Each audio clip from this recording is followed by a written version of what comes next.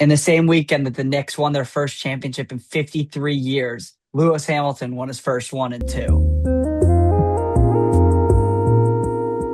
Welcome back to the 305K. I'm Jackson Lang along with Tucker Hobart. We are here to debrief the Barcelona Grand Prix in a race that Lewis Hamilton won. And we haven't been able to say that in 2 years.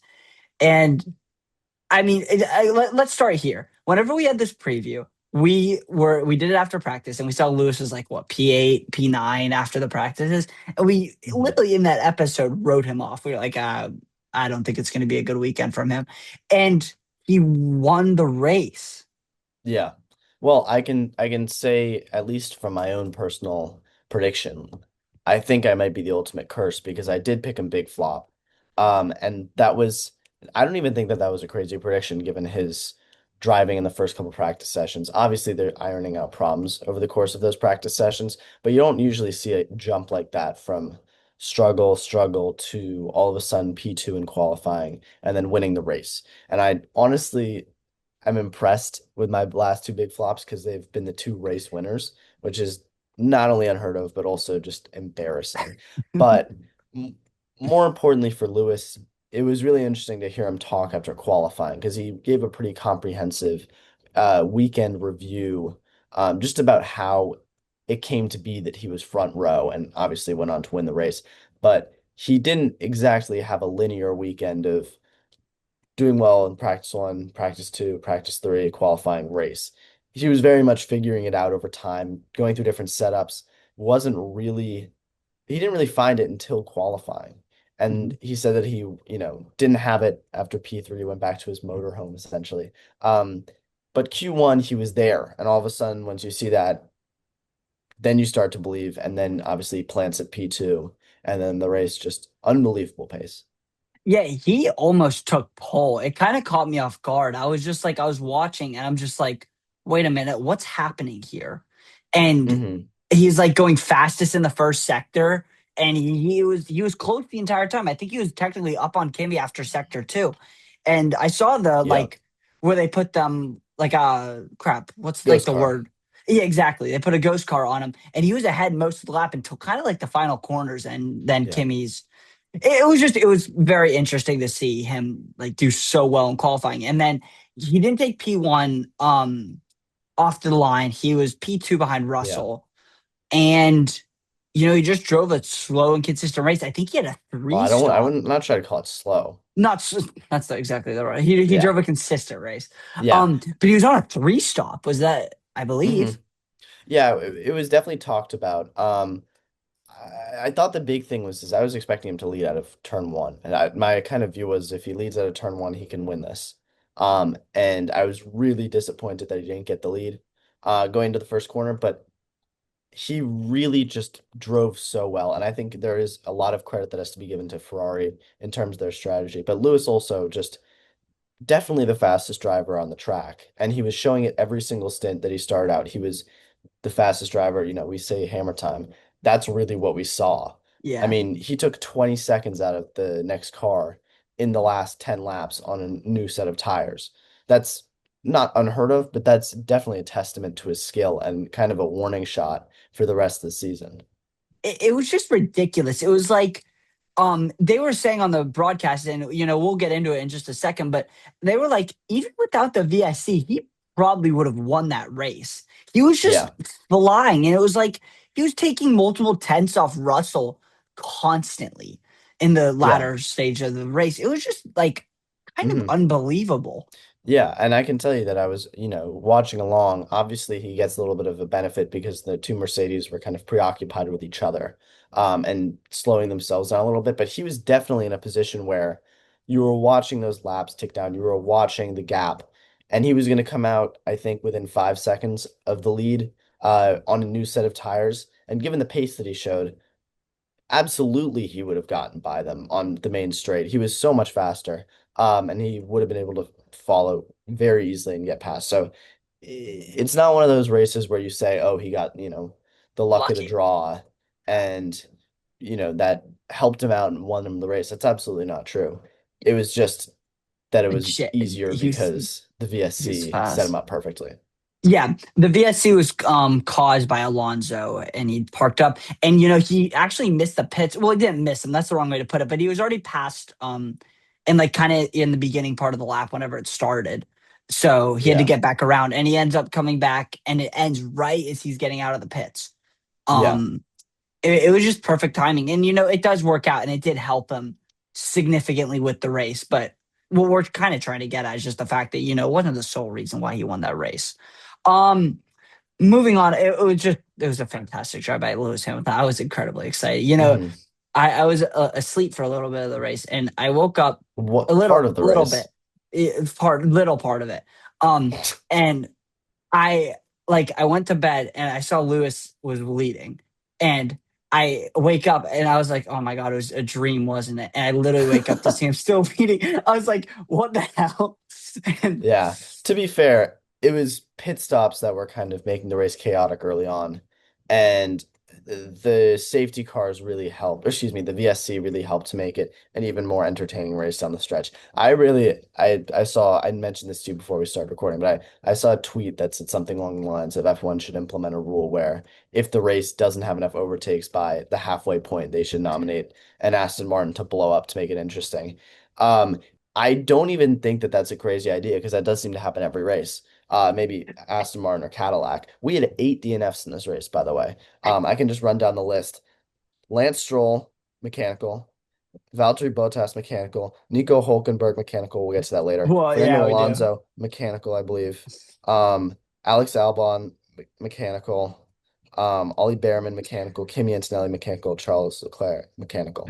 I think those are all mechanical DNFs. That is insane. 8 DNFs in That's this race. ridiculous.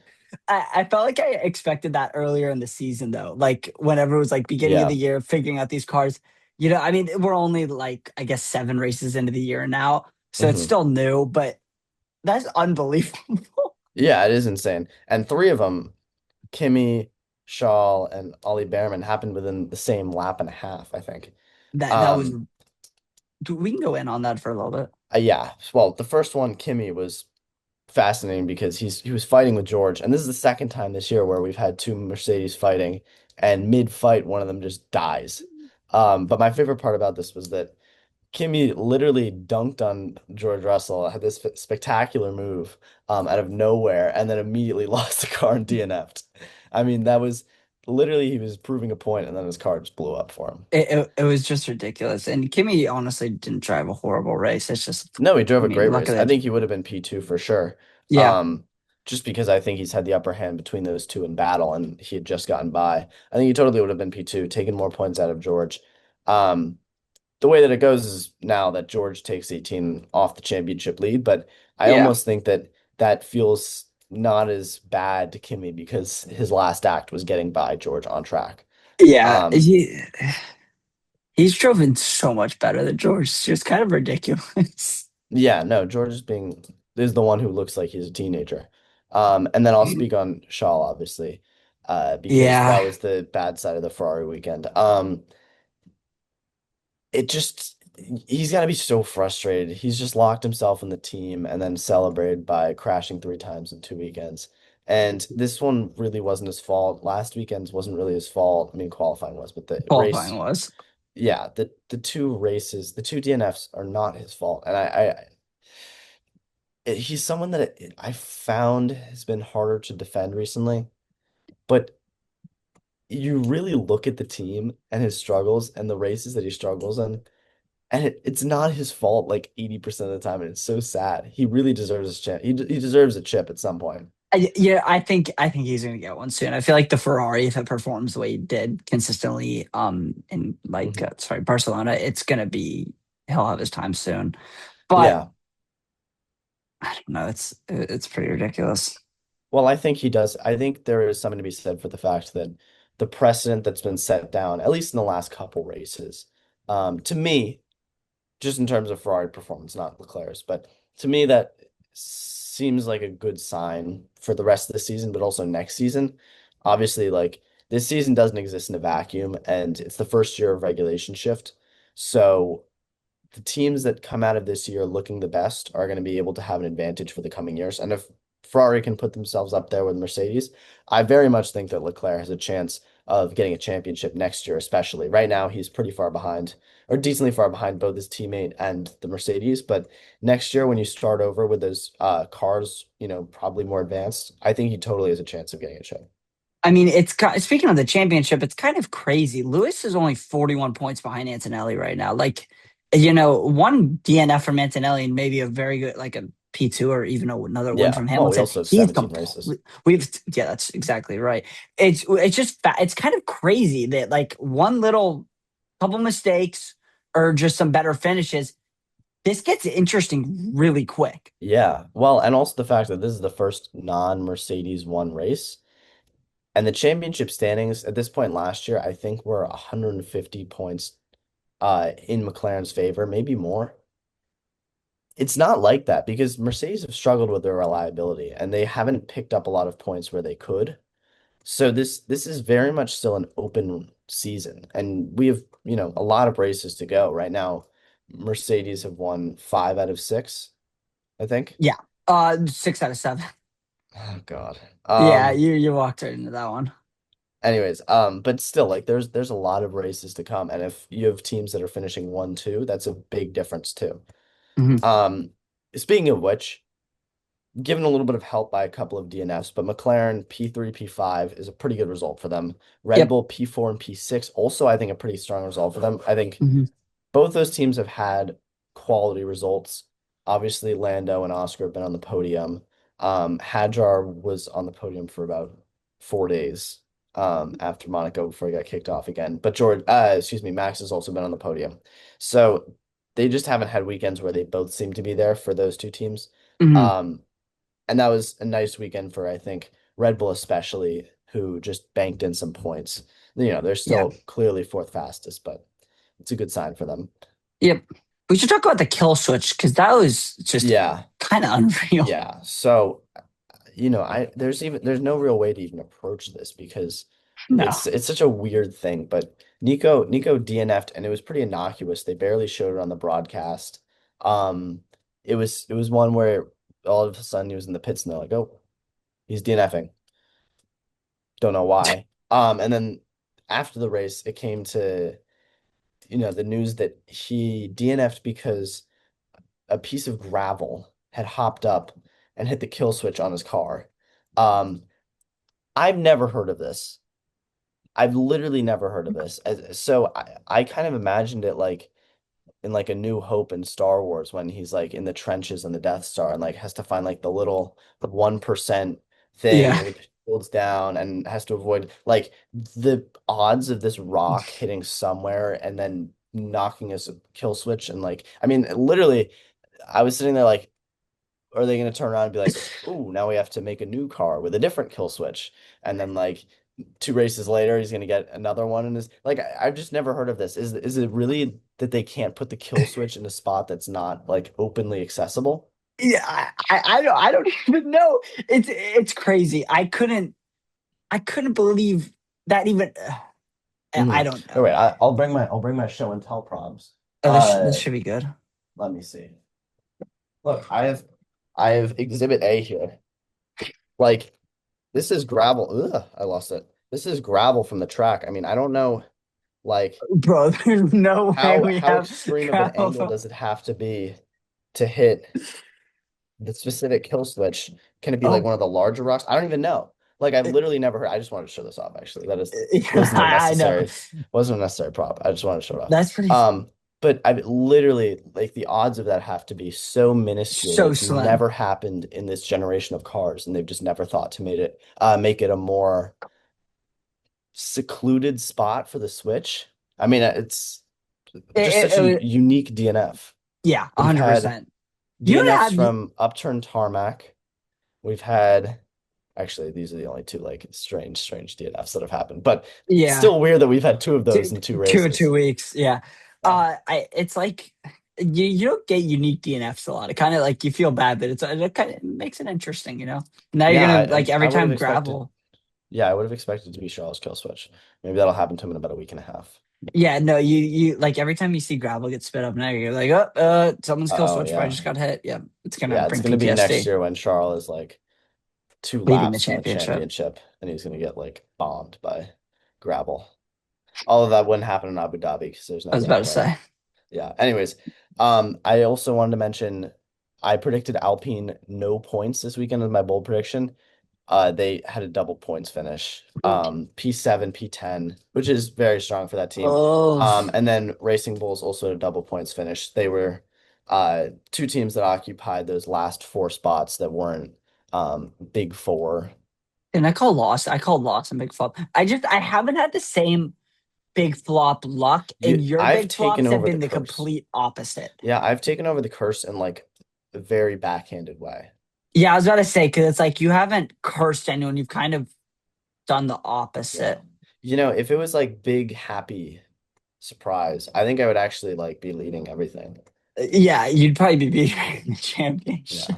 I need to tally up those Oh, points at some point because honestly, actually, I honestly it's rough for me. But there is something to be said for the fact that I'm now going into every weekend with the knowledge that I've got a reverse jinx on my big flop right now.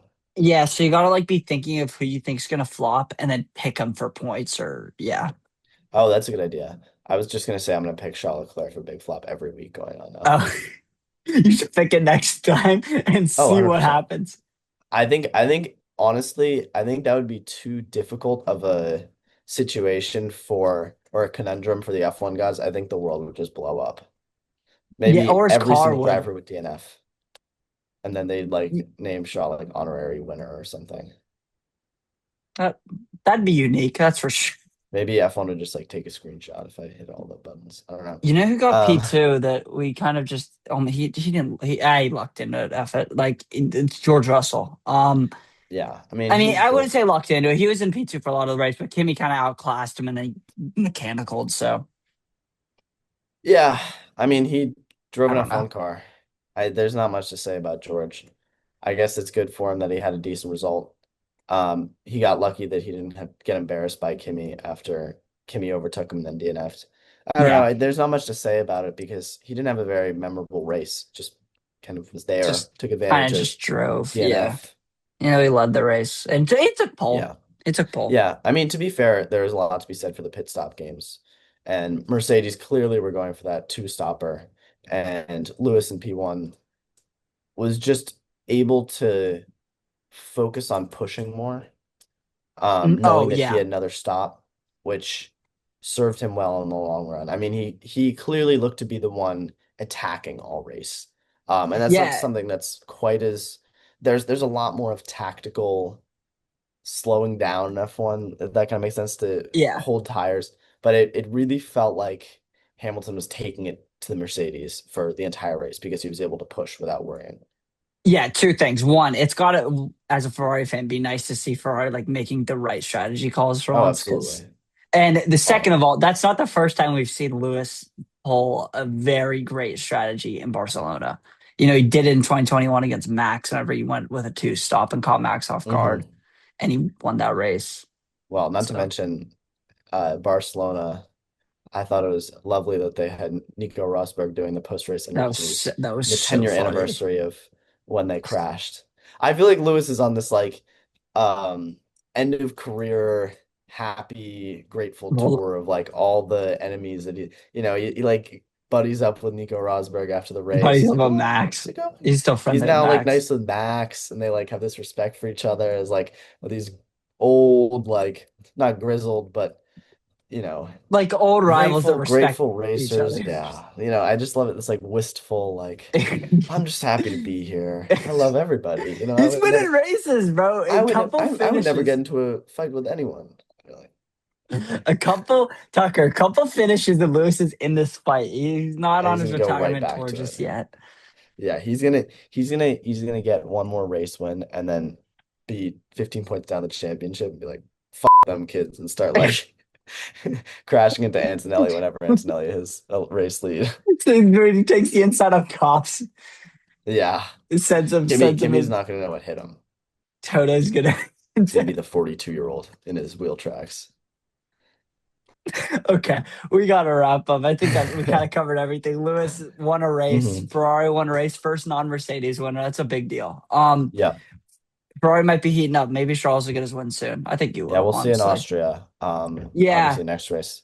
And then Silverstone sprint weekend. I'll Ooh, be you're reporting there. live. I will be Live. there. I You won't be better have live, good but predictions that week.